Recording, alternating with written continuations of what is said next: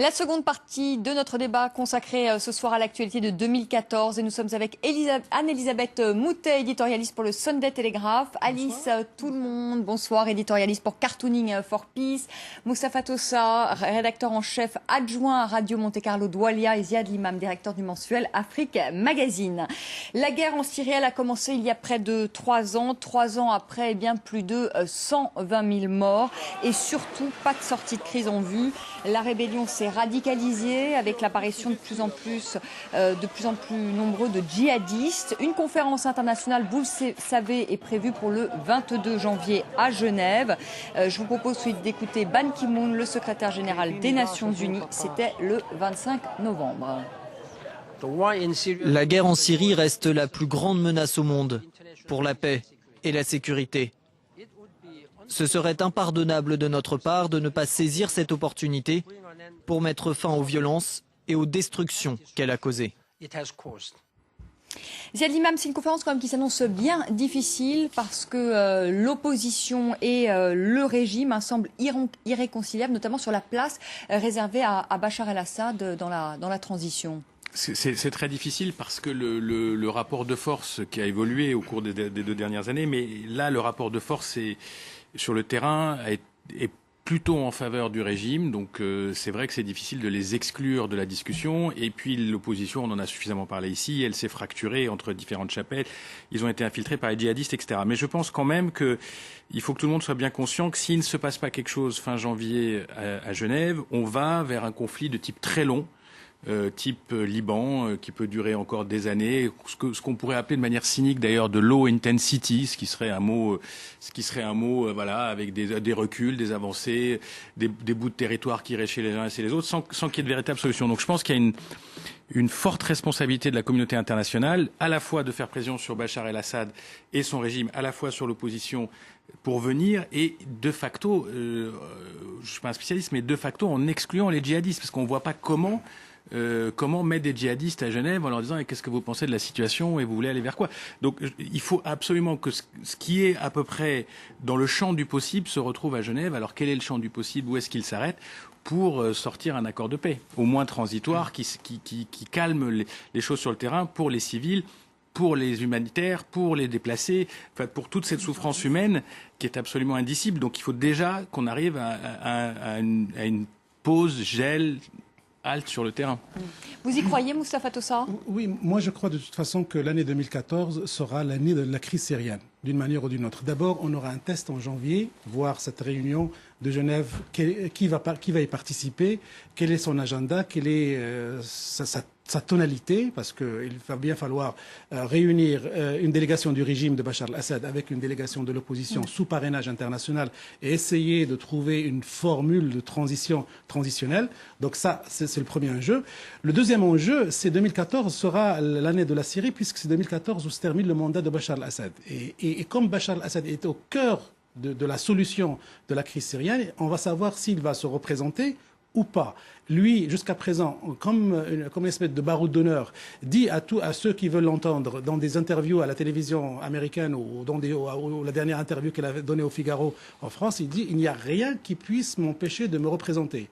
Et à ce moment-là, même si on n'arrive pas à une solution négociée à Genève, le fait que Bachar el-Assad puisse sortir de l'image, sortir de la photo syrienne, de manière, pas forcément en se représentant aux élections présidentielles, peut être une sortie de crise. Mais on arrive aussi, là aussi, c'est l'élément aussi qu'il faut surveiller, c'est l'influence de cet élément qui va déterminer le conflit, c'est l'influence des djihadistes au sein de l'opposition. Ils sont financés actuellement par le Qatar et l'Arabie Saoudite, que ce sont des alliés des Américains. Est-ce que ces djihadistes vont continuer à avoir de la puissance et de la force dans l'expression de l'opposition à Bachar el-Assad, ou bien ça va petit à petit, leur influence va reculer. Là maintenant, c'est là où on rentre dans le grand jeu régional où Américains doivent utiliser toute leur influence sur ces pays-là. Et là, on revient aussi à la crise iranienne. Les Iraniens vont devoir jouer aussi un autre rôle, vont devoir influencer ces pays-là pour dire stop aux djihadistes, ne plus financer les djihadistes, mettre hors la loi les sympathisants d'Al-Qaïda, ne plus leur donner libre cours à l'expression de leur action. Et là, d'ailleurs, il y a encore une querelle sur la participation de l'Iran, parce qu'évidemment, certains ne veulent pas que l'Iran participe à la table des négociations, et d'autres ne veulent pas que l'Arabie saoudite participe aussi à la table des négociations. En tout cas, ça fait beaucoup de querelles, que ce soit sur la transition de Bachar el-Assad, même sur les participants, sur quelle coalition de l'opposition, qui va venir, qui va représenter l'opposition aussi à Genève. Moi, je reste convaincu que la solution de la crise syrienne se fera en 2014 par avec le départ de Bachar el-Assad programmé ou par quelque solution autre que ce soit, mais on ne pourra pas, la région ne pourra plus supporter une année supplémentaire de ce conflit qui fait énormément de réfugiés, qui fait un mal fou au peuple syrien. Vous dites ça, mais Ziad, vous citez tout à l'heure le Liban, et la guerre au Liban a duré des années. On peut imaginer que ce conflit syrien dure. La guerre du Liban, c'était une guerre aussi qui était entretenue, et il y avait une espèce de consensus régional pour la nourrir et pour la maintenir, parce qu'elle servait les intérêts de quelques-uns de la région. Là aussi pour la Syrie, non? Je ne crois pas, puisque maintenant il y a un engagement international, il y a un engagement américain, un engagement européen à trouver une solution. Anne-Elisabeth Moutet. Moi, je suis très pessimiste et je regrette d'être pessimiste. Je pense que si par hasard quelque chose de bien se passe, c'est parce que on aura coupé l'alimentation en armes, en argent, etc. aux différentes parties sur place. Le Hezbollah avec les Iraniens d'un côté et les djihadistes avec les Qataris et les Saoudiens de l'autre. Mais il y a 120 000 morts. Il y a des exactions absolument terrifiantes qui ont été perpétrées de chaque côté. Il y a une culture qui est tout de même pas une culture qui pardonne les offenses facilement. Je pense qu'on a absolument tout ce qu'il faut pour que ça continue avec des vengeances dans les décennies à venir. Donc, je suis un peu pessimiste. Éventuellement, il y aura une espèce d'épuisement général, mais je pense que rien ne va être oublié pendant des générations. Alors, c'est vrai que tous les pays autour sont déstabilisés par ça. La Turquie, le Liban, la Jordanie, pas beaucoup le Liban parce que le Liban est faible et que les Syriens étaient très influents au Liban, mais et je ne vois pas, je te trouve très optimiste avec les États-Unis, je ne vois pas les États-Unis en réalité être capables de la poussée diplomatique décisive qu'ils auraient peut-être pu savoir en d'autres temps avec d'autres administrations. Il y a un scénario pessimiste en fait qui consisterait à contenir le conflit à l'intérieur des frontières de la Syrie et à leur dire débrouillez-vous et puis nous on va essayer humanitairement. C'est un peu ce qu'on a fait. Ce qui est un peu le cas du moment. La deuxième chose, c'est que pour suivre ce que disait Mustapha, je vois pas comment le régime syrien peut s'auto-suicider en disant Bachar el-Assad ne sera pas candidat aux élections, ne serait-ce que nominalement, ou alors ça voudrait dire qu'il y a eu un coup d'État à l'intérieur du régime pour dire les Assad ne sont plus les patrons de cette maison, ce qui me semble très très optimiste.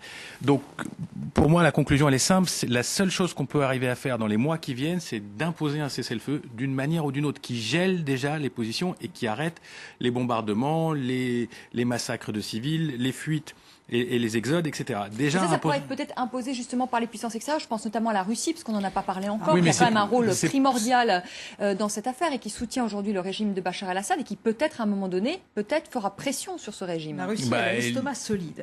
Il y a des massacres et ils s'en fichent. Et puis ils ont l'habitude.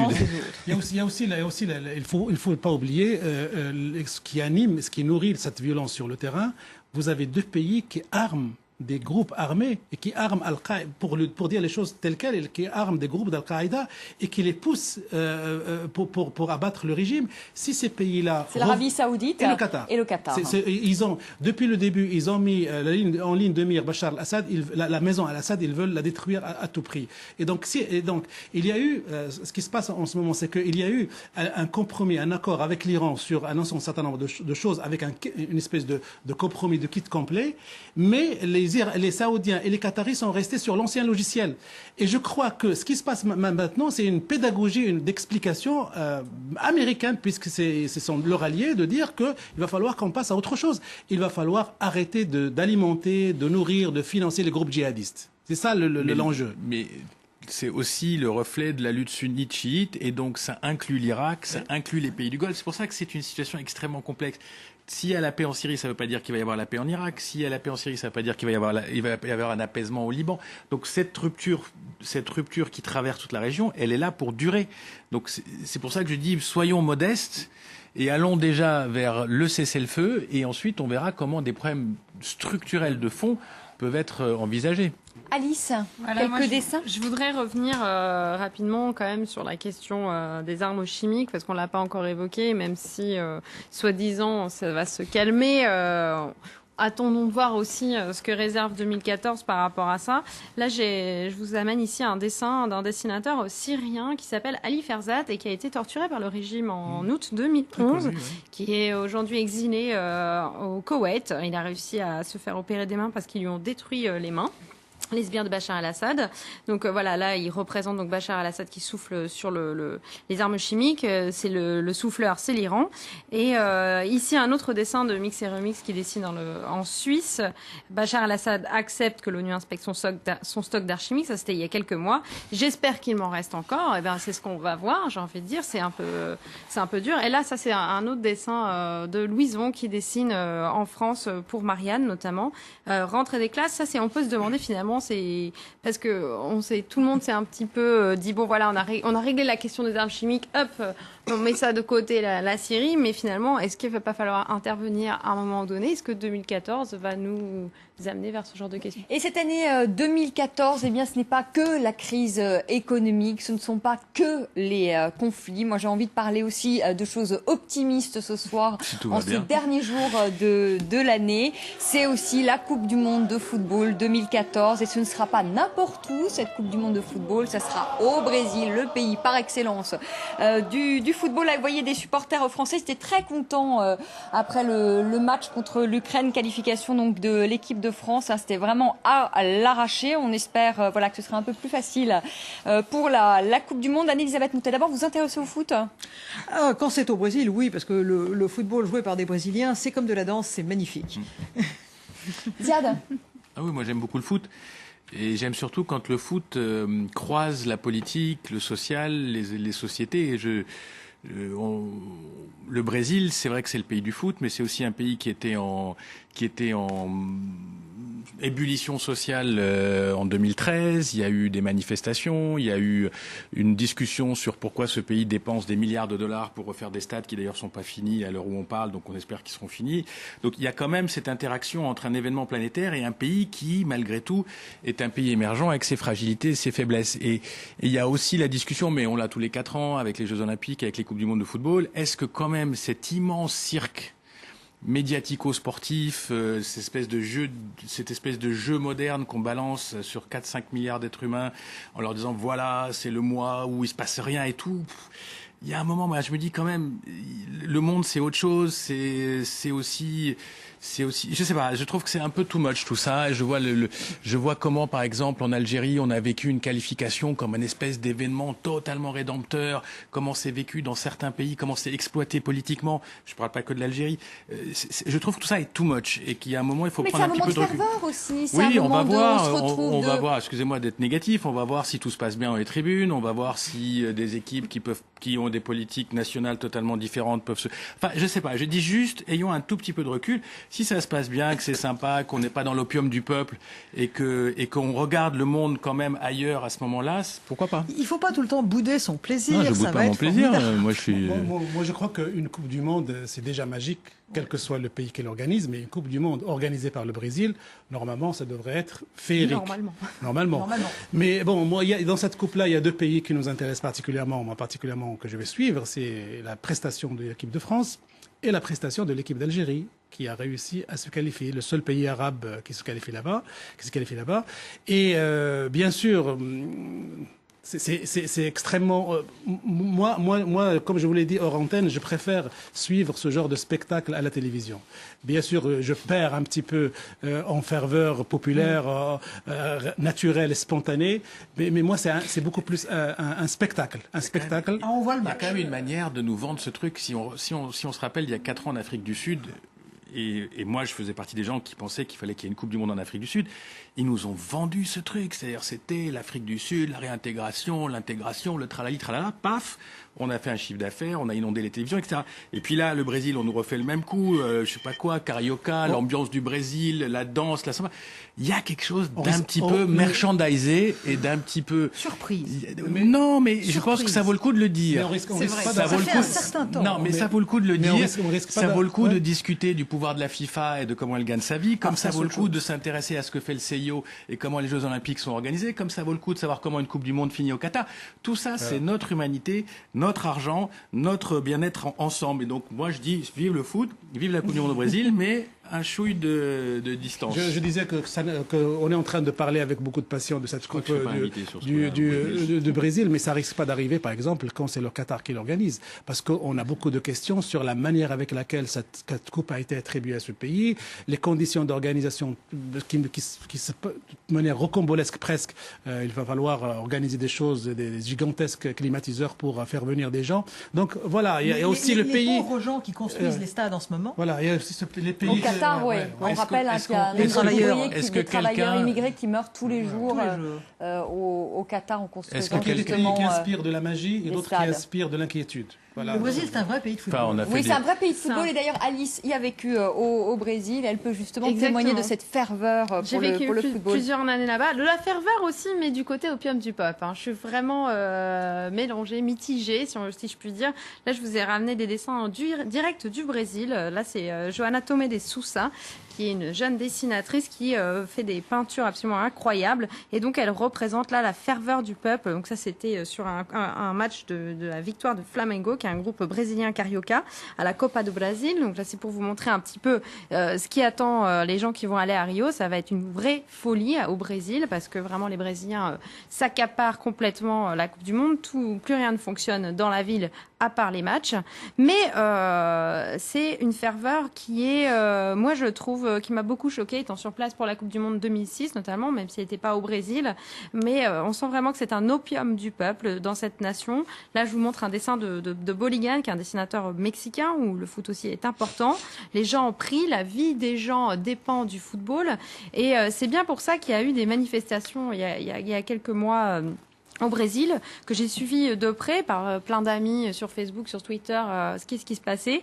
Là, c'est un dessin d'un dessinateur iranien, notamment, assez symbolique. Et là, je vous ramène un dessin d'un dessinateur brésilien qui s'appelle Mandrade. Et je vais vous traduire un petit peu les bulles pour que vous puissiez comprendre. Et alors, il y en a un qui dit, est-ce que tu es au courant qu'ils sont en train de construire un stade nouveau pour la Coupe du Monde dans le quartier? Et dans quel endroit il va être exactement ce stade? Et l'autre qui lui dit, il va être exactement à l'endroit sur le terrain où on ne s'est jamais préoccupé de construire une crèche, un hôpital et un commissariat de police. Parce que la vérité, et là, pour terminer, un autre dessin de Joana Tomé de Sousa, parce que qu'est-ce qu'ils ont fait à Rio? Ils ont détruit autour du Maracana des immeubles de patrimoine historique qui appartenaient à des indigènes, qui étaient l'histoire du Brésil sur le peuple indigène. Et pour faire un beau stade, ils ont tout détruit. Il y a eu lieu des manifestations. Là, on voit des Indiens et le choc et Geord, comme ils appellent ça là-bas au Brésil. C'est des forces spéciales qui ont viré tout le monde. Ils n'ont pas relogé ces Brésiliens, ces indigènes. Voilà, moi je suis à la fois, évidemment, ça va être une fête, mais n'oublions pas quand même la vérité des problèmes sociaux au Brésil, qui, même si le Brésil est une puissance économique montante, a des vraies questions sociales à résoudre. Et voilà, l'équipe de France, on espère qu'elle ait ses chances. Moustapha, il a dit tout à l'heure une phrase qu'il devait répéter. Oui. Tu as dit un miracle n'arrive jamais tout seul. Je disais, le miracle de la qualification a eu lieu et un miracle ne vient jamais seul. Donc, espérons que... Allez, dans un groupe facile encore, on va dire. Non, mais il faut le dire. Non, la Suisse, le Honduras. On avait fait le coup du groupe facile il y a 4 ans. On se rappelle de ce que ça a donné. Si on est battu par les Suisses, ça sera la honte. Voilà, Suisse, Honduras et Équateur. Et on suivra ça, évidemment, sur France 24. Avant de nous quitter, je voudrais savoir ce que vous espérez pour l'année à venir, Anne-Elisabeth Moutet. Alors, c'est pas vraiment un espoir. On m'a demandé si j'avais un coup de cœur pour 2014. Voilà. Je vais vous parler de l'acteur vedette de 2014 parce que les francophones sont les derniers à avoir cédé au charme de Benedict Cumberbatch. Oh, mais on voulait faire un test et savoir si on le connaissait sur ce plateau. Ben voilà, dommage, ça tombe à l'eau. Est-ce que vous connaissez Benedict Cumberbatch? Non. Non, ben voilà, le test est fait. Alors, on peut montrer sa photo. Ah, vous le connaissez? couverture de Time Magazine tout de même, et c'est pas la seule. Il a été voté l'acteur le plus sexy du monde par le Sun, par le magazine de cinéma Empire et par GQ. C'est tout de même beaucoup de monde à la fois. Il a été dans le dernier Spielberg, Cheval de guerre. Il a été dans le dernier Star Trek Into Darkness. Il a été dans le dernier Brad Pitt qui sort l'année prochaine, 12 années esclave. Il est dans le dernier Meryl Streep qui sort à Noël, un été. Ah mais vous êtes complètement sous le charme. Non mais surtout, on le voit depuis 2 ans. On le voit dans absolument tous les films possibles et imaginables. Et il est Julien Assange dans Le 5e pouvoir qui sort en ce moment et qui est le film sur Wikileaks. Et c'est un acteur de théâtre anglais, c'est-à-dire qu'il peut se changer complètement. Il s'est changé à tel point que sur la scène du National Theatre à Londres, il est devenu la créature de Frankenstein. Il est aussi dans Le Hobbit, la suite du Seigneur des Anneaux. Essentiellement, vous n'avez pas encore entendu parler de lui. Il est bourré de talent. Il n'est pas allé regarder, et je prédis que 2014 est l'année de quelqu'un dont le nom est difficile à prononcer. Allez-y, recommencez pour nous. Benedict Cumberbatch. Moi, je le connaissais, mais je ne savais pas qu'il était aussi important. C'est aussi Sherlock. Il a démarré avec la série de la BBC Sherlock qui met le détective de l'époque victorienne au XXIe siècle, et c'est un grand succès. Moustapha. Donc voilà, quand votre journaliste m'a posé la question quel souhait j'aimerais avoir pour 2014, bien sûr, je nous souhaite d'avoir une bonne santé, un épanouissement professionnel très important, mais j'avais aussi un petit souhait, juste par provocation, d'assister au mariage princier républicain de François Hollande et de Valérie Trierweiler. Ça ferait un événement important en 2014. D'abord, il va appliquer son dicton, le mariage pour tous, donc il se l'applique lui-même. Et puis, il est temps aussi que François Hollande officialise son rapport avec. Il y a c'est votre côté très conservateur, Moustapha. Voilà, et que j'aimerais bien le voir à l'Élysée. Et puis, il faut aussi voir. On a l'air de plaisanter, mais ça peut aussi être un coup politique. Au moment où les sondages le donnent vraiment en sous-sol, une telle popularisation de la vie, de sa vie à lui-même, peut aussi le rendre un peu plus séduisant, un peu plus attractif, et puis intéresser les Français à sa personne plus qu'à sa politique. Ziad. Alors moi, j'étais parti si sur vous nous avez dit quelque chose. Sauf... Non, moi j'ai émis le souhait que 2014, qui se situe entre 2 grandes conférences climatiques, une en 2013 et une à Paris en 2015, j'ai émis le souhait qu'on puisse continuer à parler de manière un petit peu rationnelle, un petit peu moins politique, et poser des vraies questions sur le développement durable, sur l'écologie, sur la manière de vivre sur cette terre, sans la détruire totalement. Et je sais que ça fait un petit peu ringard, mais moi je voyage peut-être dans des zones qui sont moins protégées que l'Europe, etc. Je vois les effets de l'aridité, la désertification, les problèmes d'eau. Tout le monde rigole, mais un jour il y aura une guerre parce que les gens auront soif. Et je pense qu'on a besoin de poser ces questions, de sortir. On a eu un débat avec Anne-Elisabeth avant le plateau qui était tout de suite très politique. Il faut sortir des paradigmes politiques et rentrer dans quelque chose, s'imaginer, se projeter, nous, en tant qu'êtres du XXIe siècle, sur plusieurs années, et voir comment on peut améliorer cette situation. Alice. Alors moi, c'est un petit peu à la fois personnel, professionnel, mais j'ai très hâte en fait de découvrir le film de Radu Mihailanu qui a fait La vie va vite devient, La source des femmes, Le concert, qui a réalisé un film avec Stéphanie Valuato sur les dessinateurs de presse dans le monde entier. C'est un film qui sort en salle de cinéma en 2014 et qui, on espère, sera sélectionné dans un grand festival, peut-être le plus grand festival de cinéma au monde. Et c'est un film, on a suivi le tournage de près, ça fait plusieurs mois qu'on travaille avec toute l'équipe. Donc là, je vous ai ramené une petite photo de l'équipe. Là, ils sont en Israël avec Michel Kishka, voilà, Stéphanie, son mari Cyril et puis Gilles, le preneur de son, qui ont enchaîné pendant 6 mois des voyages incroyables dans le monde entier. Ils sont allés à la rencontre des dessinateurs aux États-Unis, à Cuba, au Mexique, au Venezuela, en Chine, en Algérie, en Tunisie, au Burkina Faso, en Guinée, en Israël, en Palestine et en Russie pour raconter dans ce film qui sort en salle de cinéma en 2014 l'histoire et les limites ou non à la liberté d'expression dans le monde et comment les dessinateurs de presse, avec leurs crayons, ce sont des baromètres de la liberté d'expression dans le monde. Et je confirme, ce réalisateur au nom imprononçable a beaucoup de talent. Radu Mihailanu, tout à fait. On le répète encore une fois. Radu Mihailanu.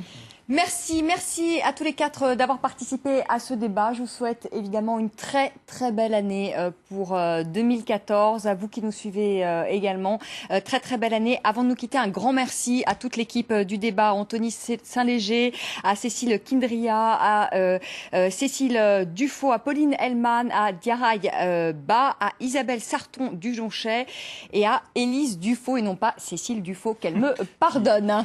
Merci à tous. Très belle soirée, très belle année et à l'année prochaine.